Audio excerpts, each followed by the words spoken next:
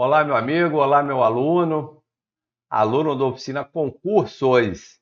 Vamos continuar à frente no tema legislação de trânsito. O tema hoje é o veículo de circulação internacional. Chama atenção para o que significa veículo de circulação internacional. É o veículo do estrangeiro conduzido pelo estrangeiro. Olha que coisa radical. Se um brasileiro está conduzindo um veículo argentino no Brasil, isso não é veículo de circulação internacional. Isso é veículo sem registro, porque é um veículo importado, tem que estar no Renavan e tem que ter registro no Brasil. Se um argentino está conduzindo um veículo brasileiro, isso é circulação nacional, porque o veículo é brasileiro. Não há impedimento algum. Agora, quando um veículo argentino é conduzido por um argentino no Brasil, é sobre esse veículo que nós estamos falando, que é o veículo de circulação internacional, onde o tema é tratado. Artigo 118, 119 do Código de Trânsito Brasileiro, você tem menção à cobrança da multa, quem deve arrecadar lá no artigo 260 e parágrafos, mas o tema,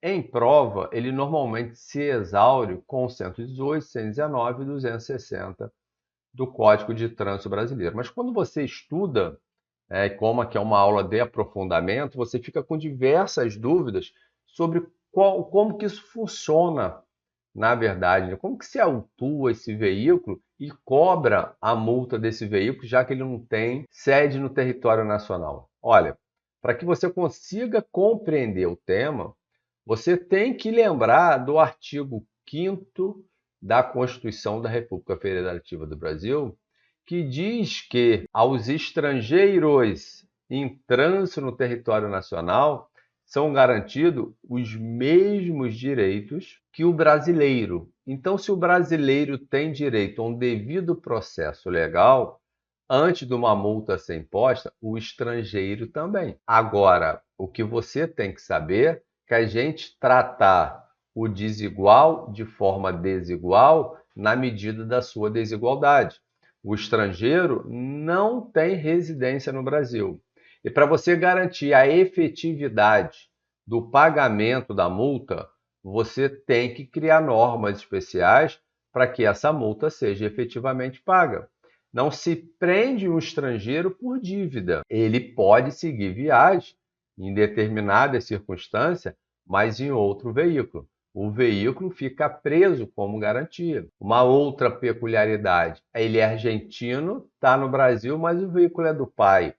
Quando você aborda, a responsabilidade é de quem conduz, seja ele proprietário, seja condutor. Isso é uma peculiaridade, porque no Brasil, o responsável pelo pagamento da multa é sempre o proprietário. O condutor leva pontos por atos praticados na condução do veículo, beleza? Então, essas informações já faz de você, aluno da oficina concurso, diferente na sua prova, porque isso não é fácil de você visualizar apenas lendo o Código de Trânsito Brasileiro, beleza? Eu entro aqui para aprofundar para você. Então, vou colocar aí na telinha para a gente avançar. Introdução aos veículos de circulação internacional. Veículos estrangeiros podem circular no Brasil conforme CTB e acordos internacionais.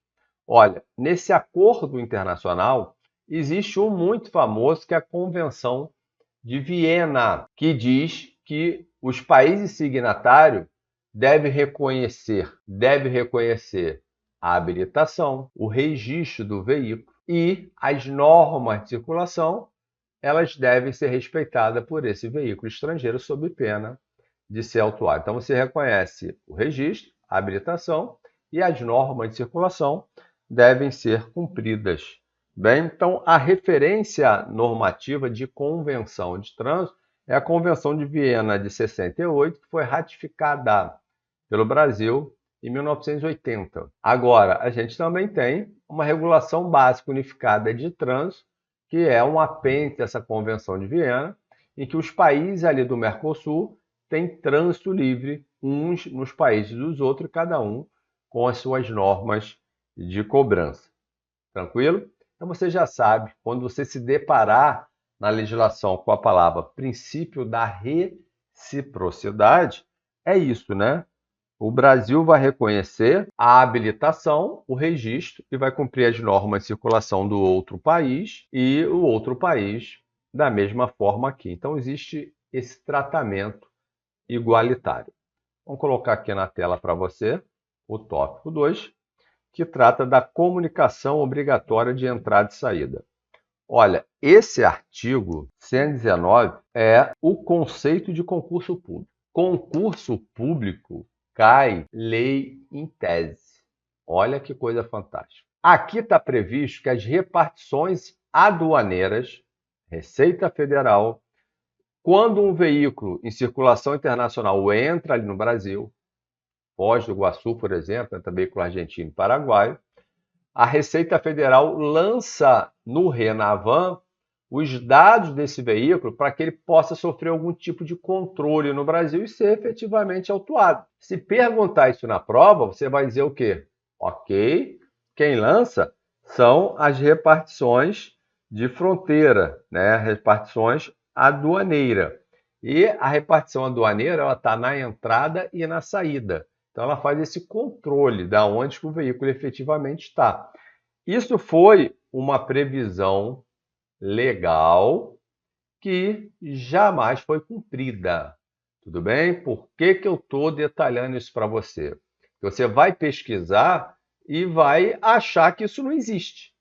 Então, na prova cai tese. O que é tese? O que está efetivamente escrito na lei. Se é cumprido ou não, isso é um outro problema para você resolver depois que você for policial rodoviário federal. Tudo bem? Vamos para a próxima telinha. Eu coloco para você aqui, olha, condição para a saída do território nacional. Isso é bem legal de você pensar. Vamos ler junto aqui, a gente reflete junto também. Olha aqui, olha.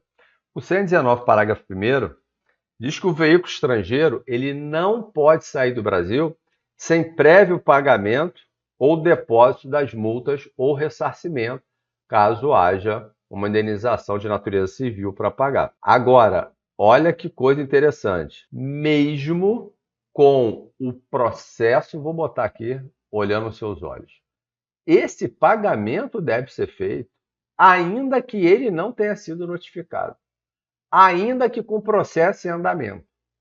A multa é exigível simplesmente por conta da sua eficiência, ou seja, para que você tenha a imposição eficiente da sanção multa, você cobra durante o processo, porque ele vai sair do Brasil e você não vai ter como cobrar. E assim se faz com o processo de natureza civil e de natureza judicial. Tanto o processo administrativo quanto o processo judicial, você cobra na fase que tiver. Aí eu coloco para você aqui, olha, o artigo 260, parágrafo 4º do CTB, que retrata a mesma coisa e diz, olha, a multa deve ser paga antes da saída, respeitado o princípio da reciprocidade. Olha o que diz Celso Antônio Bandeira de Mello acerca do tema. A exigência de quitação prévia é manifestação típica do poder de polícia fundamentada na supremacia do interesse público. Então, quando você cobra previamente, você está ligado com a efetividade da sanção. É isso que você está preocupado. É uma manifestação típica do poder de polícia, considerando os desiguais de forma desigual. Olha o STJ. A retenção do veículo até o pagamento não fere o direito de propriedade, porque garante a eficácia da sanção. Beleza? Então vamos voltar aqui e olhar um no olho do outro. Multa deve ser paga antes da saída do país. Beleza? É é uma das únicas condições que você paga a multa ainda que não tenha transitado e julgado o processo. Existe uma segunda situação na legislação que é o veículo estrangeiro quando vai parar um depósito público. Quando ele vai parar um depósito público, se já houver sido feita a notificação, aí ele também tem que pagar antes de sair, antes de transitar em julgado, antes da multa estar vencida. Então, existem duas situações. Uma, em qualquer fase processual com notificação ou nada, na rota de saída do Brasil, tudo bem? Antes de sair, é na rota de saída. E a segunda situação é o veículo que parou no depósito público, a exigência é só que haja sido feita a notificação, tranquilo? E em nenhum outro caso você prende veículo por débito. Em nenhum outro caso você prende veículo por débito. Próxima telinha. E aí, olha que maneiro isso. Aí, o veículo saiu do Brasil e volta. O cara saiu, foi notificado, a multa venceu e ele volta ao Brasil. Ele vai ser retido na entrada, tudo bem? E tem que pagar para seguir viagem. Olha que coisa radical. Olha só, saída ele paga em qualquer fase do processo. Agora, na entrada do Brasil, você tem que observar o seguinte, olha, ele tem que ter sido notificado, a multa tem que estar vencida, tudo bem? E aí você faz a retenção do veículo. Então, cuidado, que não é a mesma coisa. Tranquilo? Então, vamos lá. Competência para impor e arrecadar. Isso aqui é legal de conversar também, olhando no olho, né? Quando você vai em Santa Catarina, Balneário de Camboriú, Jurerê Internacional, em que você tem diversos veículos estrangeiros pegando aquelas praias maravilhosas em Santa Catarina, quem vai autuar é a prefeitura, as prefeituras de Santa Catarina. E aí, como cobra desse cara se a rota de saída é numa rodovia federal? Convênio de PRF junto com a prefeitura. Agora, quem arrecada a multa é quem aplicou a sanção. E aí ela faz o repasse para a PRF. Então a PRF vai cobrar do condutor estrangeiro o valor a ser pago para a prefeitura de Balneário, para a prefeitura de Jurerê. Tranquilo? Então, vou botar aqui na tela para você, para isso ficar consignado. O artigo 260 diz, olha, a multa é imposta arrecadada pelo órgão que tem circunscrição sobre a via. No caso do município, o município, no caso do estado, é o estado. E aqui, para que você tenha efetividade, você vai fazer o convênio com a Polícia Rodoviária Federal. Tranquilo? O pagamento é condição para a saída em qualquer fase do processo. Maria Silvia de Pietro diz o seguinte: a cobrança traduz cooperação federativa e concretiza a reciprocidade internacional. Ela te dá duas informações aqui, olha. Maria Silva diz o seguinte, olha, para que haja esse tipo de situação presente e efetividade da sanção, tem que ter a cooperação entre os entes federativos, ou seja, do município com o estado, ou do município com a União, ou do estado com a União, enfim. Os órgãos têm que ser articulados para que haja efetividade na aplicação da sanção. Isso, é evidente que só ocorre porque existe o princípio da reciprocidade. O brasileiro pode andar com o veículo lá, logo, ou pero que sim, pero que não, pode andar com o seu veículo aqui também.